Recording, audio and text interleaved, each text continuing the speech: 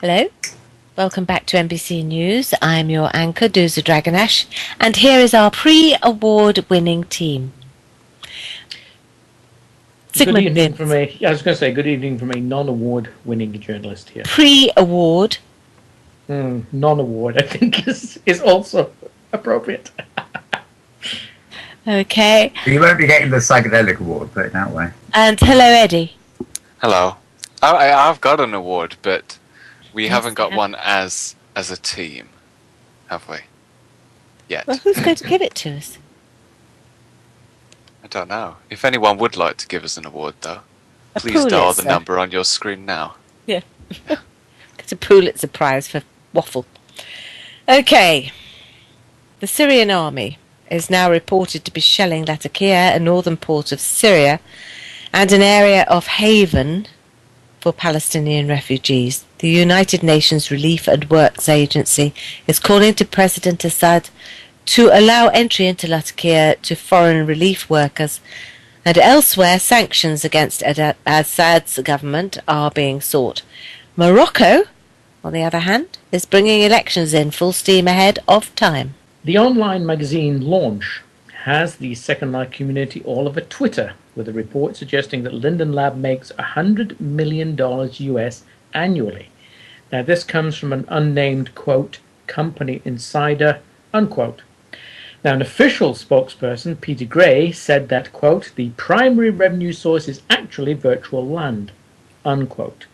But interestingly, the unnamed source suggested that 15% of the income for Second Life is via the sex industry, but that's hard to confirm. Now, as a private company, Linden Lab does not have to provide details of its finances, so the likelihood is that we can assume they are profitable, but the real dollar amount is open to speculation. However, the Second Life CEO Rob Humble described Linden Labs as a large company when referring to its financial status in his recent keynote for the Second Life Community Conference. He also suggested that there were considerable cash holdings, presumably referring to the loyal private island of holdings. Well, actually, on the Linden Labs website, it does say 75 million, but presumably that was last year. It certainly feels like it in my bank account. Now, according to eMarketer, an online digital marketing and media company, the sale of virtual goods is likely to generate $653 million US, which is an increase of 28% over last year. The figures are based on data up to and including January 2011. Virtual goods are defined as items that have no physical reality. Oh, how I could... Never mind. As opposed to real goods purchased online. In contrast to these virtual goods figures, the US alone is expected to spend $188 billion online for real items. Well, Linden Lab may be making $100 million a year, but Rovio, the makers of the wildly popular game Angry Birds, is apparently in talks with an unnamed company who's looking to invest a significant amount of cash into the company. And by significant, we mean taking the value of Rovio up to $1.2 billion US. That's billion, not million. Now, this follows Rovio's success in raising an extra $42 million only in March, which is a stunning amount of money for a one-hit company. Not even I can spend that much money in 3 months. And it's over to Melbourne's writer for a report on this year's Second Life Community Conference. Well, thanks, Dooza. Yes, indeed. Second Life's big event, Second Life Community Convention, was held this year in Oakland, California, and last weekend, in fact. I wasn't there myself, but we were broadcasting highlights from it, and we had plenty of people coming online telling us what was going on. The main keynote had to be from Roderick Linden, otherwise known as Rod Humble, because it was his first time there. It's the first year the convention's been held whilst he's been CEO. So it was a bit of a test, but by all reports, he got a very good reception, both from people watching in World and participating in World and in Oakland itself. His keynote did discuss various plans for Second Life. They plan to have a sort of hosted role-play kind of area for noobs, where they won't need heads-up displays and stuff to engage in activities. And they did stress that they're not competing with things that users create in World. They just want to help new users get to grips with all the fun things they can do in Second Life. And he also said that they're sort of nearing the end of the viewer update process, which involves bringing Mesh online and improving the graphics, and that their next task then will be to prioritize tackling the glitches and sort of introducing user requests. So the odd news is that he also revealed that Linden Lab are actually bringing out a separate application in the coming months, which will be based on iPad and Android kind of devices. Now, whether that's going to be a version of Second Life or something completely different, and where the two will link together, we don't know, but it was interesting news. On the second day, there was a keynote panel full of various Lindens, basically, which was, they discussed a lot, so I won't go into it. But one thing they did do is they started naming particular Lindens who are responsible for different community areas like arts, education, machinima, and commerce. And there's sort of now a dedicated Linden for each of those sort of areas of interest. The convention itself was actually quite interesting. Attendance was down, but there were sort of time factors.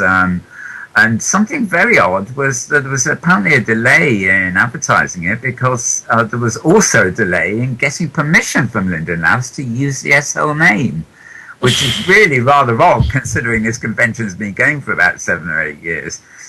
But there were a number of quite sort of serious panels, and intriguingly, a few of the panels were actually discussing greater Metaverse things rather than just Second Life. There wasn't a great deal of arts activity, although Filthy Fluno, the celebrated artist, was there doing a sort of marathon painting thing. And he came on and told us about that. There was some music, real-life music performances in the evenings, but there wasn't a music strand in the convention. Nor there was nothing on fashion and role-play or anything like that. So it did really have a... So what was this actually about, Mal Burns? Because if it's, if there weren't those elements to it, right, what was actually left? Business, basically, yeah? Very hard to describe. I mean, it was interesting, but it wasn't exciting in terms of what I saw on the broadcast side. I did get a lot of people coming on via laptops and things. People like Dratchler, Dupre were there and whatever, and they, they were obviously having a riot, so it was exciting to them. But there was a lot of talk. I remember watching one talk, which was about an hour long, a woman talking about avatar presentation. What does that mean? You think she was addressing a real world conference, telling people how to dress up to get a job. She was telling them how to use animation overrides properly, to select their poses, to bear in mind the poses they use convey a lot about their personality, and really taking it really quite seriously. And I actually found it fascinating, because I tend to focus on that a bit myself, although I'm not too formal about it. There was nothing that wasn't interesting, but it wasn't sort of super engaging for me. But I think for people who were there on the spot, they really had a good time, and they all seemed to appreciate the fact there were lots of Lindens there hanging around talking, and lots of people got to talk to Rodvik privately and stuff. He hung around after his keynote. And the people who were watching and participating in World seemed to approve of everything too. And I think kudos should go out for literally really good management and facilitation. The broadcast feeds were excellent. We had perfect sound because all the speakers on the panels and everything were wired up properly. And it was just very good. Next year they'll be in Boston. And I should point out two other keynotes. We had Cybergirl and Rick Reel, both of which actually concentrated on things that related to Second Life, but were really activities outside the Metaverse platform. So curious stuff. Well, parts of the thing that I saw, I mean, Sigmund, did you see any of it? Did you catch any of the speeches or? No, what I did do was I was checking afterwards to look at some of the the key points, as Mal says. The things that were interesting to me, I think, are the notion of this other products, the idea that there will be stuff for mobile, because I know that's something people are looking at and wanting to have some way of accessing other than your laptop or your desktop. So I could see the value there. What would have been nice to hear more of, maybe just me, is more of the finances. The fact that we say 16,000 people a day are signing up, and this is good and an amazing achievement, and we're growing, is okay, but it'd be nice to have some numbers to that which have dollar figures assignable. But hey, that's not presumably his role to do that there. But it's actually quite funny. He had several questions at the end, and he made a specific point of saying, I won't answer anything to do with finance. So everybody asked a finance question, and he said, no, not doing that one. Well, maybe he's a smart man. Yeah. I mean, what he did do was give a very positive outlook, and in fact, apparently Linden Labs are now completely profitable, or have been totally profitable for the last 3 years, which does make you wonder what had happened before that, but presumably that's since it sort of, Philip, there was my colleague Tara pointed this out on our Sunday show, some research, something that did come out of this actually is that user sign-ups, insofar as you can take them for granted, bearing in mind people have alts and things, are actually increasing, and they seem to be increasing quite rapidly. But the other side of that argument, or formula, I should say, is that the evidence suggests that people, although there's more people using Second Life, less people are using it as much. The other thing worth mentioning here, because I came across this today in my research, is that there's a conference, international conference that's going to go on in Disney in Florida in November. And one of the papers that's going to be presented is called Second Life is Dead, Prepare for an Open Sim World. Yeah. And the abstract for this says that Linden Lab and Second Life are rapidly becoming a dying entity. I read Schools that. are flocking to alternative worlds. So what they're saying and what he was saying is two different things. Very, very different things. So Yeah. That'll be interesting to see how that pans out when this presentation goes out in November. Well, I think we probably have to draw it in at that point, because this is a whole other program on its own. But suffice to say that we've seen that before, and of course things do come to a natural end, but I don't think it'll become quite to that end that we're seeing there. We're not going to let go of that money.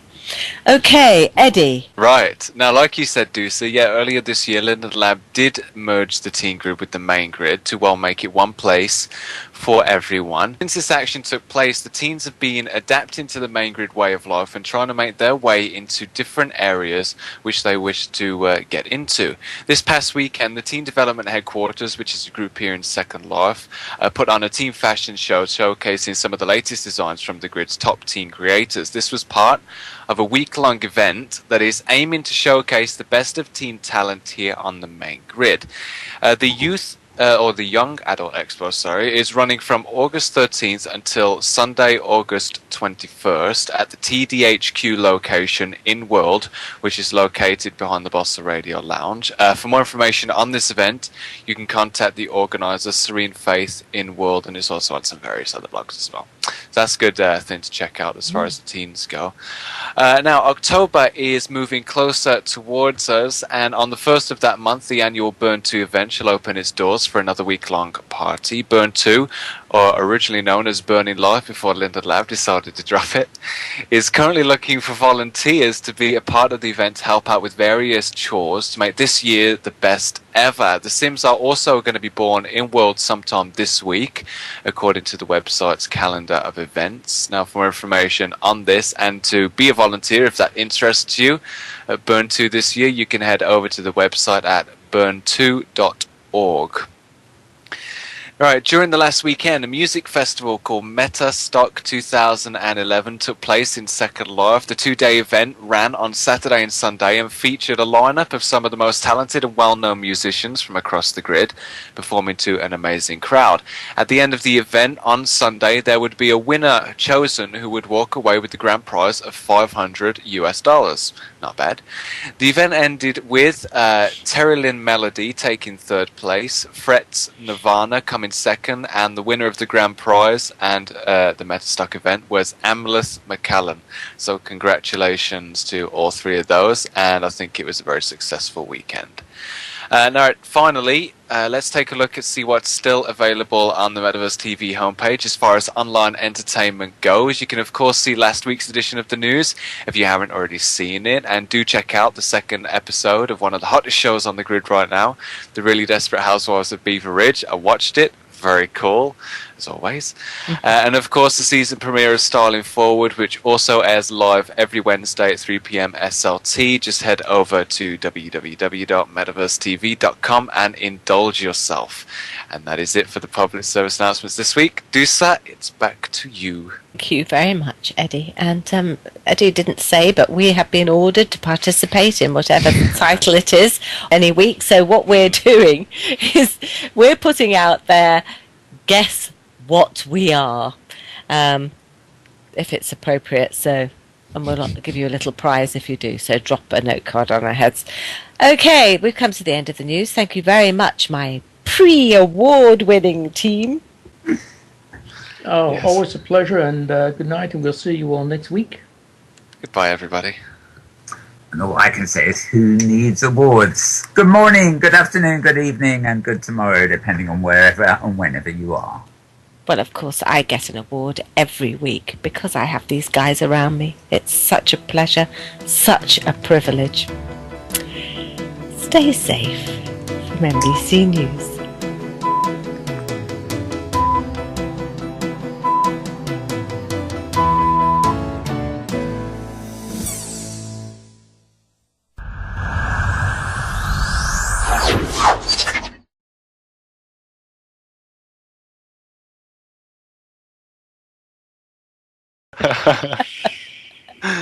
Or not. There we go. Oh, apparently my clothing is still downloading, so God knows what I'm You look like wearing. That's sort of early 2007 there we look. go. Oh, now he's a priest. Do that. Yeah. Your chest is just morphed. Yeah, and those night trousers. What did he say? His testes have morphed. No chest.